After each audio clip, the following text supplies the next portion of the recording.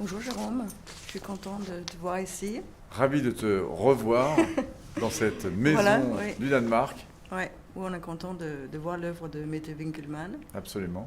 Pour la première fois à Paris. Oui, et ça c'est bien. Elle le mérite parce que ça fait longtemps qu'elle a travaillé et qu'elle a fait une œuvre que je trouve importante. Original. Oui, voilà. Et moi j'ai connu Mette il y a très, très longtemps, oui, plus de 20 ans. Et en fait, c'était que j'ai passé 2 jours, on a passé 2 jours dans la même maison et je la voyais travailler.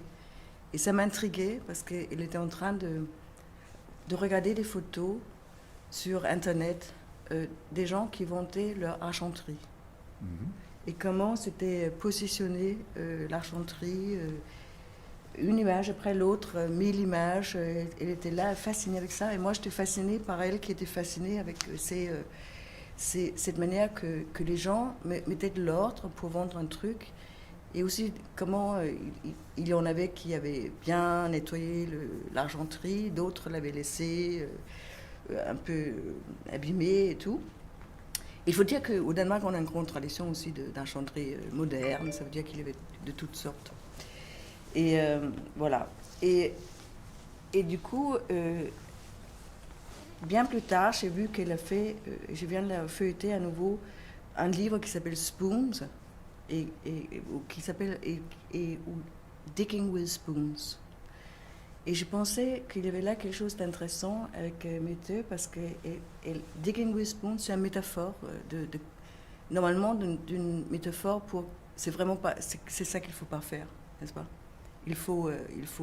C'est plutôt Il laborieux. faut prendre des machines, Des quelque chose de pelles, bruit, bien voilà, sûr. pas des spoons quand même, pas des Oui, mais cuillères. c'est assez symptomatique de son attitude où effectivement elle est un peu comme une sorte d'archéologue du contemporain. Ouais, Où elle va avec effectivement une petite cuillère creuser dans la matière du monde d'aujourd'hui, ouais, qu'il s'agisse effectivement d'éléments en argenterie ou qu'il s'agisse d'autres choses. À chaque fois, c'est par une toute petite chose qu'elle va rentrer dans un univers beaucoup plus oui. grand. Et le saisir par le matériel, par on peut dire des tissus ou des cadres qui se présentent déjà, voilà, exactement, une matérialité comme ça. Alors, il y a Voilà. deux choses dans ce que tu dis, parce Ouais. que le cadre, oui, Ouais. on en voit autour de nous, on est Ouais. presque encadré, et le Ouais. monde nous encadre en permanence, que ce soit celui de la caméra qui nous Oui, peut-être filme le en ce moment. grid, plutôt, oui, Voilà, c'est ça. caméra, le cadre, oui, le grille. oui, oui. Et C'est peut-être écrit, oui. il y a cette notion-là du fait que le monde est obsédé par nous encadrer, Oui. nous mettre dans une grille, Oui. nous mettre dans une case. Ouais. Et tout son travail parle de ça, en fait. Oui, oui. Elle passe son temps, elle part de ça, en fait, Oui. de cette notion d'organisation Oui. dont tu parlais au départ. Mais en même temps, c'est comme si elle observe que les gens, en tout cas, et bon, on veut tous échapper au cri, mais dès qu'on veut vendre de la chanterie, ça pose déjà des grilles qui montrent quelque chose de la spécificité de chaque personne, en fait. Voilà. Elle regarde toujours entre deux choses, en fait. Oui, Enfin, oui. là où on va regarder plutôt la structure, comme la ville de New York, par exemple, qui est une grille parfaite, elle Oui. va s'intéresser à là où ça dérape, Oui. là où ça déraille, là où ça ne fonctionne pas. Elle va montrer que ce système qui essaye de nous cadrer en permanence, eh bien toujours, il y a des endroits de résistance. Il y a Oui. des poches comme ça qui ne fonctionnent plus ou qui ne fonctionnent pas. Et elle va regarder de ce côté-là. Et ici, alors, elle a commencé alors par le drapeau, par le flag. Elle est venue, elle a vu le flag devant cette Oui. maison du Danemark et on a du coup une sorte Qui n'est pas positionnée n'importe où, parce que rappelons quand même qu'elle est située sur les Champs-Élysées, Voilà. qui est le lieu par excellence de la célébration, des célébrations, qu'il s'agisse de célébrations nationales, Ouais. de célébrations sportives, qu'elles soient Ouais. sociales, politiques ou autres. C'est le premier lieu Et en il France y a où les est avions célébré. qui passent Il y a les avions qui passent en dessus. avec le tricolore. Et par ailleurs, il y a sur la façade de ce bâtiment un drapeau. Ouais. Le drapeau du Danemark. Oui, et en plus le drapeau officiel, qui est celle qui a une, je ne sais pas comment on dit, qui n'est pas carré, qui n'est pas une rectangle, mais qui est... Coupé. Oui, coupé. Je ne sais pas si c'est que ça existe en France. Ça. Au Danemark, c'est royal, ça. C'est tout ce qui touche à l'État, qui a ce drapeau-là. Voilà. Ça fait longtemps que nous ne sommes plus royaux. Ouais. Ici, Ouais, ça c'est un peu. Oui, on a coupé la tête. Oui. C'est un peu une différence que nous avons entre nous. Ouais. Mais au Danemark, je voulais un peu faire du tissu autour de ce drapeau Bien sûr. parce que drapeau, c'est drapé. Oui, Là, elle est drapée. tu as raison. Voilà. Ah oui. Mais Les drapeaux drapés Ouais. amènent effectivement à cette notion du tissu en général, et elle ramène à ceux des grandes traditions. et à ceux qui sont peinture. supposés travailler avec les tissus, qui en général, dans l'histoire, ont été les femmes. Oui. Les hommes, c'était trop petit pour eux, donc c'était souvent une occupation de femmes. Oui. Et ce qui est intéressant dans ce qu'elle fait, ce qu'on a derrière nous, ce sont des drapeaux qui sont des compositions un peu comme des patchwork. Oui. C'est des compositions, et elle dit que c'est un peu comme un travail collectif. Oui. Le patchwork, c'est pas juste une personne qui va mettre des différents univers qui ne sont pas les mêmes, qui ne sont pas égaux ensemble, mais un travail collectif où les femmes, très souvent, partageaient leur savoir, partageaient leurs connaissances, partageaient leur vie ensemble. Donc c'était un lieu de rassemblement, d'unités différentes. C'est un peu ça ce qui est... Et ça, c'est un autre État que l'État. Voilà. Exactement. Il y a deux États. Absolument. Il y a l'État où on travaille ensemble et il y a l'État en tant qu'État national. Voilà. Exactement. Et la nationalité danoise, elle est faite alors avec ce Dannebrog. Voilà. Et qui en fait, bro, en fait, ça voulait dire habit. Ça veut dire que, bon, elle est tombée du ciel dans une bataille, voilà. Elle est quand même très connectée à la religion au Danemark, mais aussi à un nationalisme très, très différent de la française, très connecté au privé aussi. Jamais les Français mettront des drapeaux dans leurs gâteaux pour leur anniversaire. Il y a une petite complexité avec ça, à la différence des Anglais, des Anglo-Saxons en général, ou même depuis les années 60, il y avait une fierté de porter même sur un blouson, sur un casque, c'était le synonyme de liberté. En France, c'est plutôt le synonyme de la régression, du nationalisme. On a un peu honte de notre propre drapeau. C'est un peu particulier. On a un pays qui, malgré notre drapeau, qui en général est le lieu de l'unification des peuples, chez nous, c'est plutôt celui de la division, au contraire. Il y a 3 bandes, c'est comme s'il y avait trois bandes qui nous séparaient les uns les autres. C'est une sorte d'ambiguïté que personnellement j'ai jamais compris. Pourquoi mon pays était un des rares pays, je fréquente beaucoup l'Asie, notamment la Chine, et partout en Chine, tout le monde a un drapeau devant sa maison, comme aux États-Unis. Chez vous, dans les pays nordiques, on voit les drapeaux partout. On célèbre, je crois que c'est Mette qui nous disait ça une fois, c'est que les anniversaires, si je ne me trompe pas, il y a pas... Oui, il y a des drapeaux. Voilà, il y a des drapeaux même sur l'arbre de Noël. C'est ça, sur l'arbre de Noël. Je n'imagine pas ici en France mettre un drapeau sur mon arbre de Noël. Je pense qu'on me regardera un peu curieusement. Mais ces drapeaux à elle, ces drapeaux qui ont une autre notion. Ça rappelle, justement, on est ici, encore une fois, sur un lieu de la célébration, mais aussi celui de la revendication. Les Champs-Élysées, c'est aussi... c'est la Révolution. Voilà, depuis la Révolution, c'est un endroit assez fort où les grandes revendications se retrouvent ici. Et c'est pour ça que son exposition s'appelle Flags for Freedom. Ce qui est drapeau presque, de la liberté. Oui. Et là, j'ai été regarder, et ça va peut-être t'étonner, parce que moi, ça m'a étonné. Mais bien sûr que toi, tu le sais. Mais flags, qu'en fait, j'ai été voir que ça voulait aussi dire des espèces de pierres qu'on met par terre, comme une carrelage, mais en pierre. Voilà, flags, ça vient de là aussi. Et un peu comme les pavés, en fait, c'est notre révolution à nous est basée par ces pierres. Et là, j'ai pensé à cette chose que Mette, elle a quand même fait un patchwork. Un œuvre de patchwork sur un énorme mur à Viborg au Danemark et qui est en béton, exactement des dalles comme ça. Intéressant. Et du coup, j'ai pensé, et c'est là où je me suis dit, il y a quand même quelque chose, et on est au milieu de cette expo où tu as été le curateur avec Mette, et qu'il y a quelque chose avec l'œuvre de Mette, et peut-être ça te parle, qui est plutôt le métonymie. Ça veut dire que, exactement comme on vient de faire, drapeau, flag, ça amène un autre tissu, ça amène, mais ça y amène logiquement, mais comme par association. Comme, voilà. Ce qui fait que dans cette exposition, il y a des œuvres de plein d'expositions de Mette, mais c'est comme si on peut commencer avec le drapeau, on peut aller sur les autres tableaux, et finalement, c'est parce qu'il y a, elle travaille au lieu de la dichotomie ou au lieu du métaphore, il travaille plutôt dans cet glissement constant. J'ai presque envie de dire qu'il y a un fil. On va pas se prendre la métaphore du fil chez elle, puisque elle travaille avec le tissu, elle travaille avec différents matériaux, mais il y a presque ce fil qu'on peut tirer à chaque fois. On peut retrouver quasiment l'ensemble du vocabulaire, tu as raison, qu'elle développe depuis des années autour de ces pratiques multiples, de pratiques simples, en fait, ces pratiques presque, non pas quotidiennes, mais qui sont domestiques. Et cette notion de domesticité dans son travail, de répétition, qui sont, on l'a vu dans son studio, en tout cas, moi j'étais frappé par son studio quand j'ai eu la chance d'y aller. Il n'y a pas très longtemps, j'ai trouvé qu'il y avait cette dimension permanente qui traversait l'ensemble de son travail, comme le fait des tableaux. En général, un artiste ne poserait pas les tableaux les uns sur les autres. Là, il y a une sorte de décomplexion. On est décomplexé par rapport au tableau, qui est en général un tableau qu'on met à distance, qu'on va regarder sacré au mur. Et là, ils sont posés contre le mur.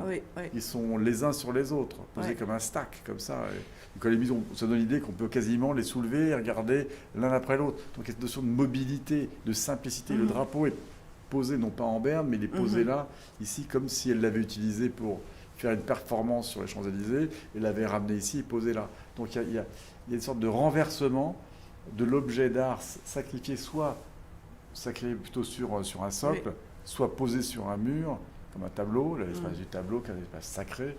Là, chez elle, on voit, là, par exemple, devant nous, ces tableaux sont posés l'un sur l'autre, ce que personne ne ferait, aucun artiste n'oserait faire, posés au sol, posés l'un sur l'autre, pour créer comme un mur, en fait, donner une autre physicalité à ces œuvres qui prennent une autre identité. Une identité plus contemporaine, plus simple, plus modeste, moins prétentieuse, mais en même temps plus abrasive, j'ai envie de dire. On dit la métonymie que c'est ça qui dort dans le langage. Parce que les gens ne voient pas qu'il y a quelque chose qui se passe, où le contenant est remplacé par le contenu, l'extérieur par l'intérieur, tout ce qu'il y a dans l'œuvre de Maître. On dit boire un verre, et le verre, on sait bien que c'est quelque chose qui est dans le verre qu'on boit, mais on le change en verre. Où la salle applaudit, bien sûr que ce n'est pas la salle, mais etc. Voilà. Il y a quelque chose là. Et bon, les grands poètes, ils font ça aussi, hein, n'est-ce pas, de faire sortir ce qui dort. Et je trouve vraiment, exactement quand tu dis que quand elle tourne un tableau, comme ici, quand elle tourne et on voit le dos, qu'on voit tout le travail, c'est visible, tous les traits. Le châssis qui est pourtant la chose la plus banale qu'un artiste nous montrerait rarement. Ici, elle montre le devant et le dos, elle montre tout. Il n'y a rien qui est négligé, c'est comme dans une personne. On n'a pas camouflé une part de soi-même.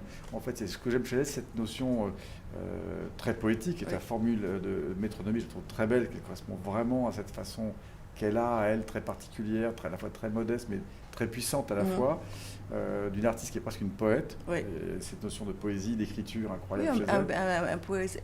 Une poésie systématique, absolument. Elle s'approche à un art comme ça, dans la répétition aussi, les thèmes. C'est presque musical, c'est une métronomie musicale. Et c'est ça, des fois on appelle mématique, mais c'est un rythme, c'est un rythme qu'il y a... et qui va entre les œuvres.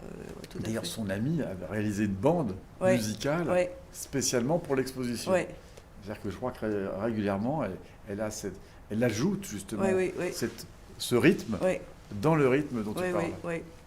Oui, où il y avait le We Have a Body qui devenait pour toi partie. Voilà une fête, we have a body, ça veut party, tout dire. Voilà. C'est-à-dire que we have a party. C'est un peu comme le début de l'histoire.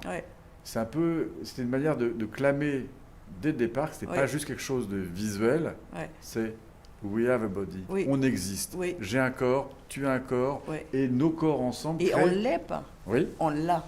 Voilà. Et les corps ensemble font une sorte de chorégraphie sociale, sociétale, on a un corps social ensemble. Et elle rappelle cette notion-là du vivre ensemble. Et que le vivre ensemble veut dire accepter les différences, l'autre, moi-même et l'autre que j'ai en moi, et les autres que j'ai en moi. Et je trouve que c'est une phrase d'une simplicité absolue, mais qui dit tout, qui dit énormément de choses. Oui, parce que c'est pas qu'elle dit qu'il faut enlever le cadre ou l'exploser. Absolument. Il faut juste savoir qu'elle est là, en fait, et en faire quelque chose soi-même. On voit tout à fait ça dans les tableaux. J'ai beaucoup aussi aimé d'abord avec le patchwork, We Have a Body, et j'ai entendu, parce qu'elle le fait quand même dans un patchwork, et ça veut dire que c'est la lettre cousue. Hein, voilà. Absolument. Ouais. Ça me fait penser aux couleurs aussi, n'est-ce pas? Parce que bien sûr, pour la peinture... Et tu peux dire que la lettre cousue, c'est aussi l'effort d'aller inscrire, d'aller écrire. Oui, c'est ça. Parce que ça prend du temps, quand même, de coudre. Chaque lettre l'une après l'autre, donc il y a cette volonté d'aller jusqu'au bout, d'écrire une phrase, de l'inscrire, de la tatouer dans le corps du tableau. C'est ça, parce qu'elle m'a aussi raconté que ce qu'elle aime bien dans ce drapeau, ou de le faire dans ces tissus qui sont des tissus, il y a du soie, il y a du plastique, il y a toutes sortes de plastique, mais c'est exactement, même si on essaye de les coudre à la perfection, ça va toujours faire bon, les gens appellent ça des fautes, et elle dit c'est ça où il y a quelque chose qui se passe, quand on coud des choses ensemble, il y a quelque chose qui se passe. C'est ce que Duchamp appelait l'erratum musical, qui est souvent dans cette erreur ou cette énigme qui peut se créer entre deux images dans un film, entre deux notes improbables qui arrivent comme ça, pas calculées, il peut arriver une erreur magnifique. Et cette erreur fait la différence. Oui. Et ça me met... c'est pas une bonne transition, mais elle vient quand même. À la couleur. Parce que parce qu'elle avait quand même beaucoup commencé avec la peinture, et c'est comme si elle ose de plus en plus finalement on dit pas juste le tissu, mais bon, mon lapsus, c'est exactement, ça veut dire que le tissu, le tissage, c'était les femmes, et le tableau, comme on le connaît dans les musées, c'est l'homme, et il y avait une hiérarchie, certes, et ça l'a beaucoup intéressé que Delaunay, elle avait commencé d'ailleurs, je trouve, elle avait commencé par faire un couvre-lit pour son enfant en tissu, et c'est une des premières fois où cette œuvre de peinture entre exactement dans le quotidien, et on sait que Dieu sait qu'est-ce qu'elle a fait Delaunay après. Et j'ai pensé que c'est drôle parce que le We Have a Body, ça pouvait presque être un couvre-lit. Souvent, les patchworks, c'est des couvre-lits. C'est souvent effectivement, c'est l'identité modeste. Drapeau. Bien sûr, tu as raison. Encore une autre métronomie. Oui, voilà, on est carrément dans le lit, là. on est au lit. Oui, on est au lit. Ouais. Mais, du coup, il y avait cette chose de peinture. Et là, je voulais aussi dire, parce que moi, à un moment, j'avais beaucoup étudié les couleurs. Et en fait, il y a ici 3 théories de couleurs dans cet espace. Il y a, et l'on parle, mais il y a d'abord comment les couleurs sont entrées dans le langage. Et les premières couleurs qui entrent dans le langage, c'est rouge, noir et blanc, peut-être. Blanc ou lumière. Lumière et la nuit. Et le rouge parce que c'est le sang. Et c'est seulement après, bon, elle dit que c'est le bleu. Bon, c'est le vert jaune et après le bleu, mais le bleu c'est la dernière couleur qui c'est vraiment dans l'histoire du monde. Et on sait que dans des écrits antiques, il y a d'Homère, par exemple. Oui, la mer, elle a la couleur du vin. Alors soit elle savait du le ciel pareil. Oui, voilà. Et le bleu, c'est royal aussi. Donc voilà, ça c'est une théorie de couleur qui est finalement historique. Mais sa métronomique est intéressante, puisque tu cites bien le noir et le blanc, l'arrivée du rouge. Et curieusement, ce sont des couleurs qui ne sont pas anonymes. C'est des couleurs métronymiques, j'ai envie de dire, puisque c'est des couleurs de revendication également. Maintenant, ça l'est resté, du 19e siècle, depuis le 19e siècle jusqu'à aujourd'hui. Ça reste du coup dans notre corps. Ça a été celle de toutes les revendications politiques, sociales et autres. Et elle s'intéresse beaucoup à justement comment ces couleurs ont pu être celles d'incarnation d'identités différentes. Puisque elle aussi, son travail est aussi dans l'identité et dans j'ai envie de dire presque celle de la génération d'aujourd'hui, qui est dans celle du non-genré, justement, et qui veut, à juste titre, prendre en compte l'ensemble des différentes possibilités, qu'il n'y a pas un genre, il y a différentes possibilités, et que ces possibilités créent le monde dans lequel on est. Et ces couleurs, c'est un peu ça. C'est-à-dire que ça parle de ça aussi, parce que c'est une femme qui est engagée, c'est pas juste une femme qui s'amuse avec la couleur ou qui joue avec la couleur, mais chaque couleur sont celles d'un drapeau. Une matérialité, une histoire, tout ça. Ils s'inscrivent. Et c'est là où on a derrière nous, il y a le rainbow ou l'arc-en-ciel. Bien sûr. Et normalement, on dit que c'est le spectre de Newton, ça, voilà. Et on dit que c'est ça les couleurs, et il y a 1000 couleurs, etc. Sauf que quand on le regarde bien, il n'y a pas 1000. Hein. Il y a 5 ou 6. Elles suffisent pour composer un monde illimité. D'accord, oui. Mais moi, je trouvais c'est drôle que c'est finalement la théorie de Newton, qui était un scientifique assez carré, où bon, il a fait entrer il est au début de notre histoire de science. Et qu'il n'y a pas du tout toutes les couleurs, ça on le voit bien, parce qu'ils sont passés où les bruns, les beiges, les gris, voilà. Alors, les gens qui sont un peu gris, ils ne sont pas à leur place. Bon. Exactement. Oui, voilà. L'autre théorie de couleur qu'elle a, c'est du coup celle avec les tempéraments qu'elle a mis dans la céramique, voilà, qui est juste ici. Oui. Parce que là, c'est les tempéraments, c'est billes noires, jaunes. Il y a 2 billes, c'est ça. Il y a noir et jaune. Et le sang et la flegme. Flegme, c'est le... Je ne sais pas c'est quel... C'est le voilà. Je ne sais pas, c'est le vert, là. Ouais. Elle a mis ses couleurs, alors du coup, elle a pris des céramiques préfabriquées, et où elle a, encore une fois, fait tout un système, comment elle met ça dans... Et encore, comment on met chaque carafe ou assiette, voilà. Et encore une fois, on n'a que 4 couleurs, mais ça va faire plein d'effets différents. Ça coule, ça fait des choses assez spéciales. Mais en tout cas, ça veut dire que même avec les couleurs, qui est la grande tradition de peinture, elle en fait des systèmes, et à chaque fois des nouveaux, et elle en change quelque chose. Voilà. Ça, je trouve... C'est un magnifique paysage, en tout cas. Et en plus, c'est très... qui a des configurations infinies, puisque il n'a pas défini, en fait, une forme définitive. Et encore une fois, c'est de l'ordre de la maison. C'est de l'ordre du vivant.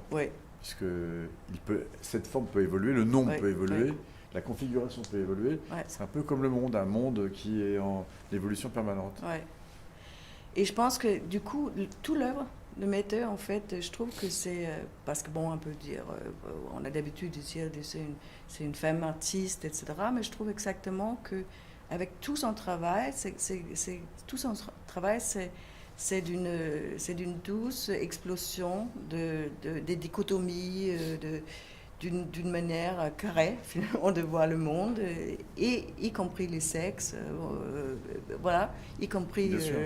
l'hierarchie aussi qu'il y a entre voilà, et du coup elle pose une nouvelle manière vraiment dans l'histoire de l'art aussi. Bon, il y a d'autres bien sûr qui travaillent en même temps qu'elle, contemporains qui font ça, mais je trouve ça c'est très intéressant. Une position très intéressante, effectivement. Et ce que je trouve très beau, c'est que le monde extérieur peut rentrer dans son travail. Très souvent, les lieux de la création sont hors du monde. Il n'y a pas de fenêtre. Ici, elle n'a pas souhaité camoufler la réalité de l'extérieur. Elle n'a pas souhaité que ces tableaux soient mis contre le mur et que les choses ne changent pas. Elle n'a pas souhaité qu'on ferme les stores. Là, comme on peut le voir, la lumière fait que cette exposition change en permanence, puisque le soleil va bouger dans la réalité de ces fenêtres, donc ça bouge en permanence. Et elle parle de ça, en fait. Il y a une sorte de vie dans son travail en permanence. Même la lumière, elle est filtrée ici et elle est filtrée par des tissus qui sont juste achetés à Barbès ou à Neubre. Et c'est un peu comme la Madeleine de Proust. Ça rappelle 1001 choses, même des scènes cinématographiques, des scènes de vie en permanence. Ça ramène, je trouve, une histoire importante ouais. et une vie dans ce lieu d'exposition. Voilà, et c'est ça, digging with spoons. Exact. C'est ça, creuser avec une cuillère. Voilà, exactement. dans l'histoire du monde de l'art. Absolument. Merci Jérôme. Merci à toi.